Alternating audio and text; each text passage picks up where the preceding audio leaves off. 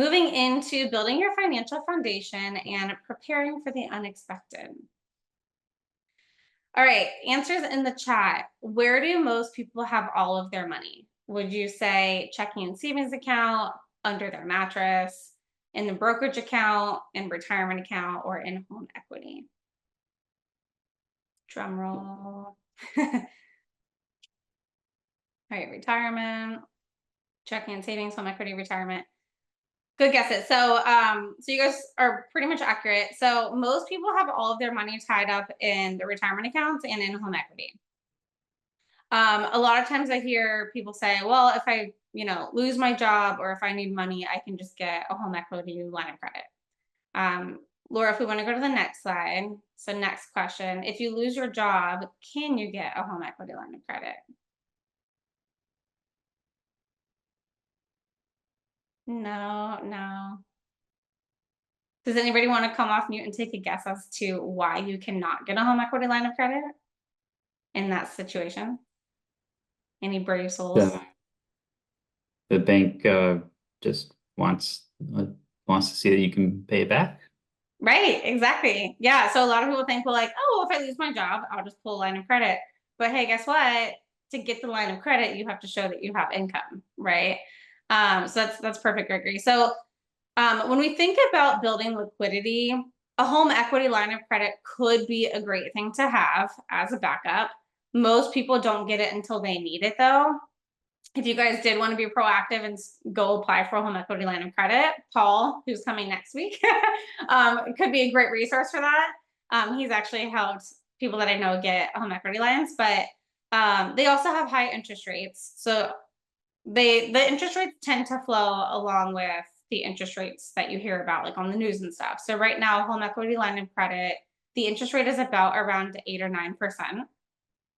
If you're wanting to borrow money, general of thumb, we want to be at 5% or less for an interest rate. So although it could be a good backup, it wouldn't be the first place I would go, right? The second, category that we talked about, a lot of people have all their money trapped in retirement accounts. Retirement accounts, again, can be a place to access because you can typically take a loan against your employer 401k plan. The downside, well, let me, any fine souls want to come off and guess as to why that's not efficient? If you're borrowing money from your 401k plan. Don't you have to pay? I've always, oh, go ahead. Oh, sorry, no, Gregory, go over to you. Oh, okay. I've always heard it's you're losing out on the returns by what you take out. That's one thing. Yeah, so that's one thing, absolutely. Some people also said, yeah, you'll be taxed. So that's kind of where we're getting. But the there's a couple of things. I'm gonna give a couple of caveats, so bear with me here. So one, if you take a loan against your retirement plan, you don't technically get taxed on that money. If you take it out as a withdrawal, you would have to pay ordinary income taxes plus a 10% penalty. However, you still get hit with taxes when you take a loan. So a lot of people say, oh, I'm paying myself back. Like, it's fine. I'm still doing well with that money in the long term because I'm buying a house or I'm doing this, I'm doing that. When you take money out of a retirement plan, yes, you are paying it back to yourself, but you're paying it back with after-tax dollars. And then guess what? It goes back into your pre-tax account, and then you pay tax again in retirement when you take the money out. So you get double tax on the same dollar. And the IRS is like, yes, please do that because they need more tax, right? But from our perspective, we want you to have more flexibility and more liquidity while still planning for retirement. So that's what we're gonna dive into here. Can I quickly ask you on Yeah. that? So I did do this year for my TSP, my first savings plan, and just want to confirm I didn't know that about it being taxed. So that's. Did you take it as a loan from your pre-tax, or are you doing a Roth TSP? My pre-tax.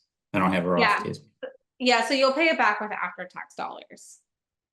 Okay. Yes, yeah. But it won't be taxed. Like the money I took out as a loan is not taxed, right? No. It won't be taxed as income as long as you took it out as a loan. So if you set up a repayment schedule, that means that you have a loan rather than like what they call a withdrawal or a distribution.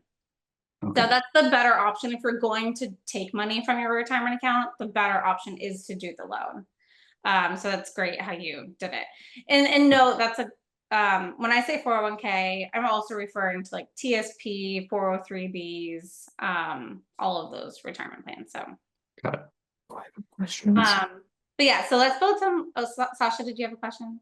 Yes, hi, good evening, everyone. My question is, if you take your money out of your RRA to purchase a home or bills in this economy that we're having, what is the pros and cons right now for me?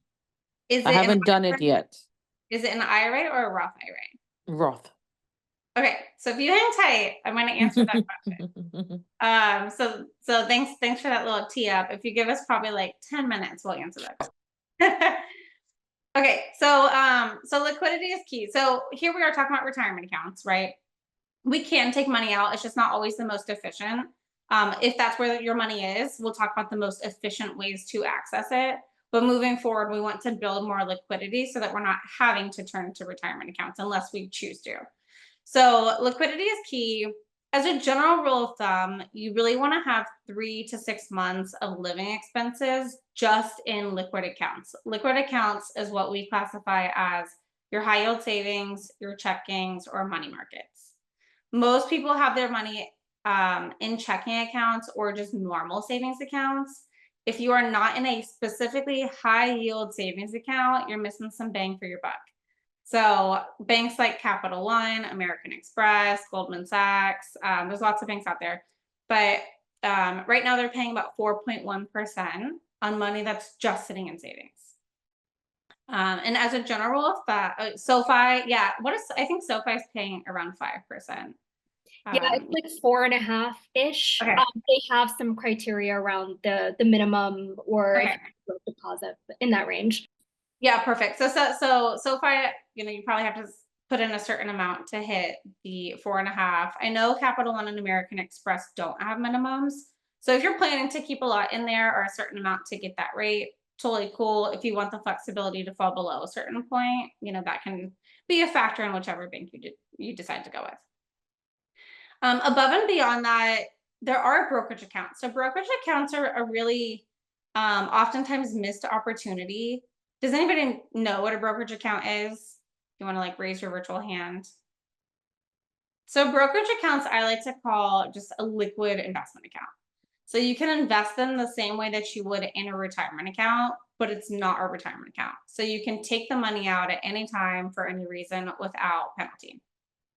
Retirement accounts, you technically can't take the money out like as a distribution until you're 59 and a half, or you get hit with taxes and penalties.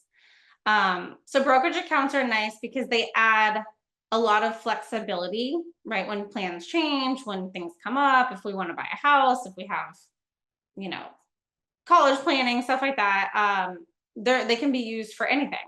And you really don't need retirement accounts to retire. You need money, right? So a brokerage account can still be used for retirement in the future, but if you need access to something sooner, it's a great alternative. Brokerage accounts, in terms of the tax difference, you just get taxed on the gains in the account, or you can have losses claimed against your taxes. So brokerage accounts operate a little bit differently from a tax perspective compared to retirements. Daniela, your question is brokerage accounts are kind of like a cash savings account. Is that right? So it can be. If you're going to put money into a brokerage account, generally speaking, you should invest it. If it's just going to sit in cash, you might as well just have it in your bank. So a brokerage account is more like just like a liquid investment account that you're investing generally for like the mid to long term. And then last but not least, another liquid place is cash value life insurance. So another bucket that gets overlooked. A lot of people refer to this as like a rich man's Roth IRA. So for people that make too much money to do a Roth IRA, or they just don't have access to one through their employer, cash value life insurance does build tax-free cash value that you can also use at any time for any reason while you're alive. Most people, when they hear life insurance, just assume that they have to die for somebody to get money. That is true for group policies and for term policies. I will not bore you with all the differences today. Just note that cash value life insurance or permanent life insurance, some people call it whole life, there's universal, there's lots of different types, but that can be a great vehicle as well. I also like to preface kind of back to the top. Any money that you're going to need in the next year should not be put into the market, whether that's retirement account, whether that's brokerage account, whether that's crypto, whatever, whatever you're trying to invest in. The markets ebb and flow, and you don't want to have the market, take a hit right when you need that money. So as a general rule of thumb, in addition to the 3 to 6 months of living expenses, any money you're going to need in the next year, you also just want to keep in a high yield savings or something very safe and liquid. Some people like CDs. You could also do CDs. Just note that CDs typically auto mature or auto renew. So if you didn't want it to renew and go into like another new year cycle, you would have to tell the bank ahead of time.